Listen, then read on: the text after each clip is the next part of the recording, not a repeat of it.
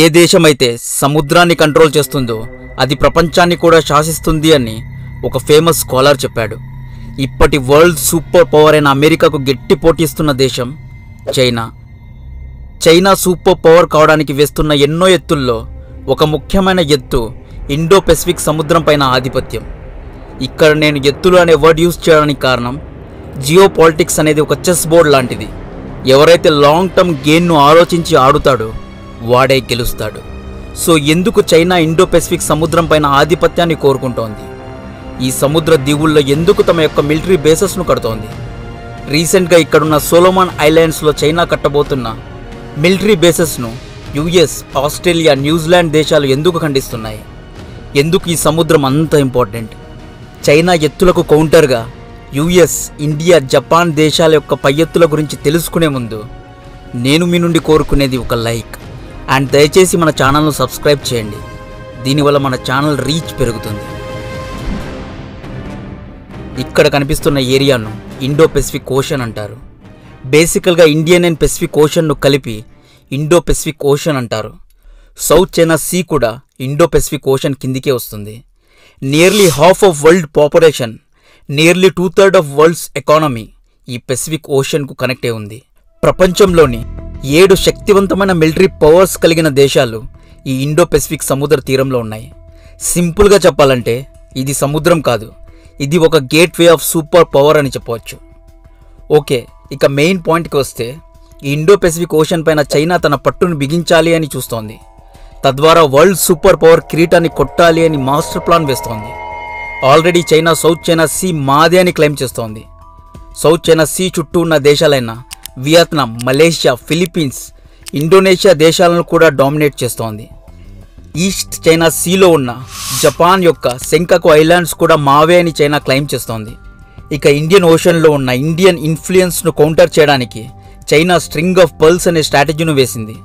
China తన military బేసెస్ను మియాన్మార్లోని కోకో ఐలాండ్స్ అండ్ సిత్వేలో, బంగ్లాదేశ్లోని చిట్టగాంగ్ పోర్ట్లో, శ్రీలంకలోని హంబన్టోటా అండ్ పాకిస్తాన్లోని గ్వాదార్ పోర్ట్లో తమ యొక్క మిలిటరీ బేసెస్ను కట్టి ఇండియన్ ఓషన్లో తమ పట్టును బిగిస్తోంది.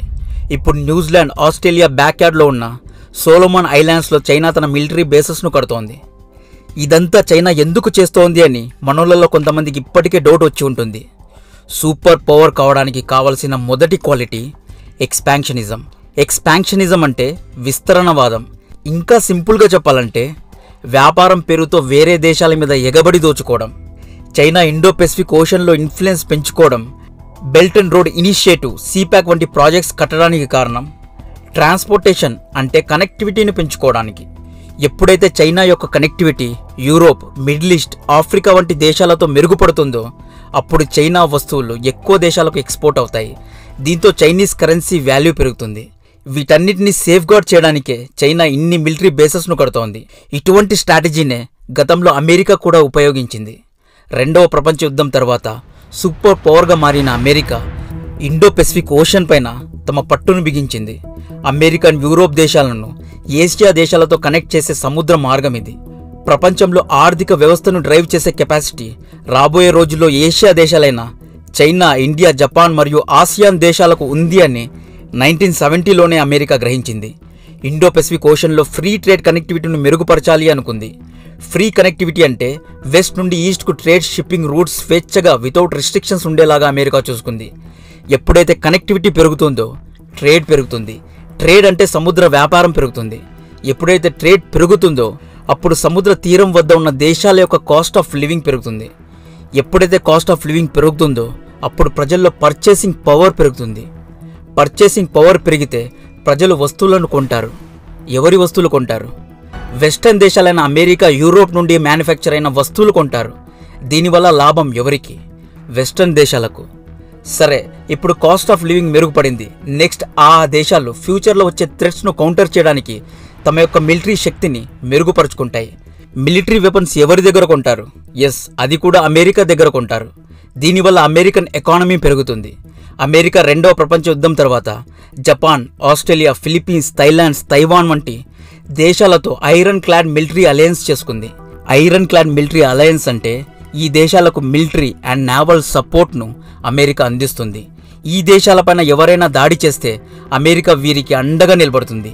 దీనివల్ల అమెరికాకు ఏం లాభం అంటే, దీనివల్ల అమెరికాకు ఇండో పెసిఫిక్ ఓషన్లో పట్టు పెరుగుతుంది. మిలిటరీ సహాయం కోసం ఆసియాన్ దేశాలైన బ్రూనై, మలేషియా, ఫిలిప్పీన్స్, వియట్నాం వంటి దేశాలు మిలిటరీ సహాయం కోసం అమెరికా మీద ఆధారపడ్డాయి. 1979 తర్వాత అమెరికా ఇంకొక తప్పు కూడా చేసింది. ఆ సమయంలో ఏషియాలో అమెరికాకు ఫేవరెట్ దేశం చైనా. అమెరికాకు బ్లూ ఐడ్ బాయ్గా అప్పుడు చైనా ఉండేది. చైనాలో లేబర్ కాస్ట్ తక్కువ కావడం వల్ల అమెరికా తన మ్యానుఫ్యాక్చరింగ్ యూనిట్స్ను చైనాలో నిర్మించింది. దీనివల్ల అమెరికాకు ఎక్స్పోర్ట్ షిప్పింగ్ టైం సేవ్ అయింది. అమెరికాలో లేబర్ కాస్ట్ చాలా ఎక్కువ, లేబర్కు ఎక్కువ డబ్బులు పే చేయాలి. అదే కనుక చైనాలో ప్రోడక్ట్స్ మ్యానుఫ్యాక్చరింగ్ చేస్తే చాలా చీప్ ప్రైసెస్కు మ్యానుఫ్యాక్చరింగ్ చేయొచ్చు అని అమెరికా గ్రహించి చైనాలో ఇన్వెస్ట్మెంట్స్ చేయడం మొదలుపెట్టింది. చైనాలో తన మ్యానుఫ్యాక్చరింగ్ యూనిట్స్ను నిర్మించింది. దీంతో ఎకనామికలీ చైనా ఎదగసాగింది. ఇప్పుడు ప్రపంచమంతా చైనా మీద డిపెండ్ అయి ఉంది. చైనా యొక్క ఎక్స్పాన్షనిజాన్ని, చైనీస్ అగ్రెషన్ను ఆపడానికి ఇండియా, అమెరికా, జపాన్ దేశాలు వేసిన పై ఎత్తుల్లో ఒకటి Quad. India, America, Japan, Australia దేశాలు కలిసి చేసిన సంధి పేరు క్వాడ్. ఈ క్వాడ్ యొక్క ఆబ్జెక్టివ్ ఇండో పెసిఫిక్ ఓషన్లో రూల్ బేస్డ్ గ్లోబల్ ఆర్డర్ను అనుసరించడం. రూల్ బేస్డ్ గ్లోబల్ ఆర్డర్ అంటే ఇంటర్నేషనల్ లాను ధిక్కరిస్తూ చైనా సౌత్ చైనా సీను తమ ఏరియాగా క్లెయిమ్ చేయడాన్ని వ్యతిరేకించడం. ఫ్రీడమ్ ఆఫ్ నావిగేషన్ను పాటించడం. ఫ్రీడమ్ ఆఫ్ నావిగేషన్ అంటే ఇండో పెసిఫిక్ సముద్రంలో, ముఖ్యంగా సౌత్ చైనా సీలో స్వేచ్ఛగా తిరిగే రైట్స్ అందరికీ కల్పించడం. లిబరల్ ట్రేడింగ్ సిస్టమ్ను అన్ని దేశాలకు అందివ్వడం. దీనికర్థం సౌత్ చైనా సీ చుట్టూ ఉన్న బలహీన దేశాలపైన చైనా ప్రదర్శిస్తున్న డామినెన్స్ను తగ్గించడం. సింపుల్గా చెప్పాలంటే క్వాడ్ యొక్క మెయిన్ ఆబ్జెక్టివ్ చైనాను ఆపడం. ఎందుకంటే క్వాడ్లో ఉన్న అన్ని దేశాలతో చైనాకు శత్రుత్వం ఉంది. ఇండో పెసిఫిక్ ఓషన్లో, ముఖ్యంగా ఇండియన్ ఓషన్లో చైనా డామినేషన్ ఇండియన్ ఇంట్రెస్ట్కు విరుద్ధం. కేవలం ఇండియాను కట్టడి చేయడానికి చైనా తయారు చేసిన స్ట్రింగ్ ఆఫ్ పర్ల్స్ స్ట్రాటజీను కౌంటర్ చేయడానికి ఇండియా నెక్లెస్ ఆఫ్ డైమండ్స్ అనే కౌంటర్ స్ట్రాటజీతో రెడీగా ఉంది. ఇండియా క్వాడ్లో జాయిన్ అవ్వడం కూడా ఈ స్ట్రాటజీలో భాగమే. చైనాకు కౌంటర్ ఇవ్వడానికి ఇండియా ఇరాన్ చాబహార్ పోర్ట్లు, Mongolia, Japan, Vietnam, Indonesia, Andaman నికోబార్లో తమ మిలిటరీ బేసెస్ను కట్టింది. Indo Pacific ocean issues and పాలసీస్ను హ్యాండిల్ చేయడానికి ఇండియా ఒక సపరేట్ ఫారెన్ పాలసీ టీమ్నే పెట్టింది. దీంతో అర్థం చేసుకోండి ఇండో పెసిఫిక్ ఓషన్ ఇండియాకు ఎంత ఇంపార్టెంటో. And India make in India కాన్సెప్ట్తో ఆత్మనిర్భర్ భారత్ను ఎంకరేజ్ చేస్తోంది. మేక్ ఇన్ ఇండియా అని మనం కంప్లీట్గా చైనా ప్రోడక్ట్స్ను ఇంపోర్ట్ చేసుకోవడం ఆపేస్తే అది మూర్ఖత్వం అవుతుంది. దీనివల్ల ఇండియన్ ఎకానమీ దెబ్బతింటుంది. ఎందుకంటే ఇండియన్ మ్యానుఫ్యాక్చరింగ్ కంపెనీస్కు కావాల్సిన ముడి సరుకులు అంటే రా మెటీరియల్స్ చైనా నుండే వస్తాయి. ఇండియా ప్రైవేట్ సెక్టార్ను ఎంకరేజ్ చేసి మ్యానుఫ్యాక్చరింగ్ క్యాపబిలిటీస్ను పెంచుతోంది. చైనా ప్రోడక్ట్స్ ఇంపోర్ట్స్ పైన బ్యాన్ ఒకేసారి చేయకూడదు. మెల్లిమెల్లిగా చైనా పైన ఇండియన్ డిపెండెన్సీను తగ్గించుకోవాలి. చైనీస్ ప్రోడక్ట్స్ ఇంపోర్ట్ ట్యాక్స్ను పెంచాలి. దీనివల్ల చైనీస్ కంపెనీస్ ఇండియాలో తమ మ్యానుఫ్యాక్చరింగ్ బేసెస్ను పెడతాయి, ఇండియాలో ఇన్వెస్ట్ చేస్తాయి. దీనివల్ల రెండు లాభాలు. ఒకటి, మనోళ్లకు ఉద్యోగాలు వస్తాయి. రెండవది, వారి యొక్క మ్యానుఫ్యాక్చరింగ్ టెక్నిక్ లేదా టెక్నాలజీని కొట్టేయవచ్చు. ఇండో పెసిఫిక్ ఓషన్లో చైనీస్ డామినెన్స్ను కౌంటర్ చేయడానికి అమెరికా ఇండియాతో రిలేషన్షిప్ను మెరుగుపరుచుకుంటోంది. ఆసియాన్ దేశాలలో ఇన్వెస్ట్ చేస్తోంది. చైనాకు ప్రత్యామ్నాయంగా అమెరికా అండ్ యూరోప్ దేశాలు తైవాన్, ఇండియా, వియత్నాం, ఇండోనేషియా దేశాలలో ఇన్వెస్ట్ చేస్తున్నాయి. ఇలా చేయడం వల్ల చైనీస్ మ్యానుఫ్యాక్చరింగ్ కంపెనీస్ తీవ్రంగా నష్టపోతాయి. చైనా ఇంత విర్రవీగడానికి కారణం తమ దగ్గర ఉన్న మ్యానుఫ్యాక్చరింగ్ క్యాపబిలిటీస్. దానిపైన దెబ్బ కొడితే చైనా కోలుకోవడం చాలా కష్టం. ఇండో పెసిఫిక్ ఓషన్లో కనెక్టివిటీ పెరిగితే అమెరికాకు ఏంటి లాభం అంటే, ఎప్పుడైతే అమెరికా యూరోప్ దేశాలకు మరియు ఆసియాన్ దేశాల మధ్య కనెక్టివిటీ పెరుగుతుందో అప్పుడు ఆసియాన్ దేశాలు చైనా మీద డిపెండ్ అవ్వడం తగ్గిస్తారు. ట్రేడ్ కోసం ఆసియాన్ దేశాలకు తలుపులు తెరుచుకుంటాయి, ఆప్షన్స్ పెరుగుతాయి. India, America, UK, France, Germany, middle east, Africa దేశాలతో చాలా ఈజీగా, చాలా బెటర్గా ఆసియాన్ దేశాలు వ్యాపారం చేయగలుగుతాయి. అదే కనెక్టివిటీ లేకపోతే ఈ దేశాలు మా దేశంలో ఇన్వెస్ట్ చేయండి, మా సామాన్లు కొనండి అంటూ చైనా మీద డిపెండ్ కావాలి. బెటర్ కనెక్టివిటీ ఉంటే ఆసియాన్ దేశాలు చైనా పైన డిపెండ్ కావు. దీనివల్ల నష్టం ఎవరికి? చైనాకి. లాభం ఎవరికి? అమెరికా, ఇండియా, జపాన్ దేశాలకు. ఇక్కడ అమెరికా ఆసియాన్ దేశాలపైన ఇంత ఇంట్రెస్ట్ చూపించడానికి కారణం ఈ దేశాల్లో డెమోక్రటిక్ అండ్ స్టెబుల్ దేశాలు.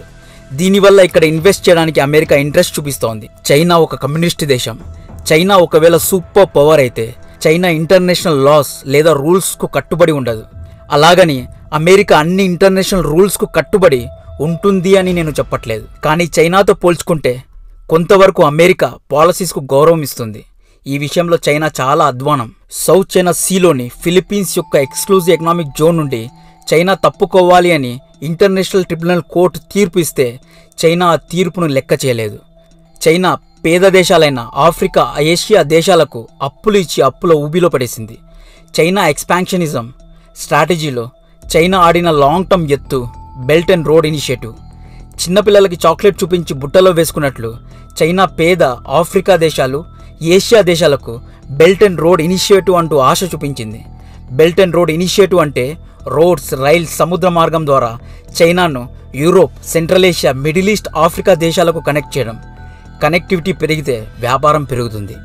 రోడ్, రైల్స్ కట్టేకి పేద దేశాల వద్ద డబ్బులు లేవు. అప్పుడు చైనా డబ్బులు లేవా, మేము డబ్బులు ఇస్తాం, నువ్వు తిరిగి డబ్బులు కట్టకపోతే నీ దేశాన్ని తాకట్టు పెట్టు లేదా నీ పోర్ట్స్ను తాకట్టు పెట్టు అంటూ అప్పుల ఊబిలో ఈ పేద దేశాలని పడేసింది. బెస్ట్ ఉదాహరణ శ్రీలంక పరిస్థితి చూడండి ఎలా అయిందో. శ్రీలంక అప్పుల ఊబిలో కూరుకుపోయి తినడానికి కూడా గతి లేని పరిస్థితిలో ఉంది. దీనికి ముఖ్య కారణం చైనాతో సావాసం చేయడం. నెక్స్ట్ లైన్లో పాకిస్తాన్ ఉంది. పాకిస్తాన్ వద్ద తాకట్టు పెట్టడానికి ఏమీ మిగలలేదు.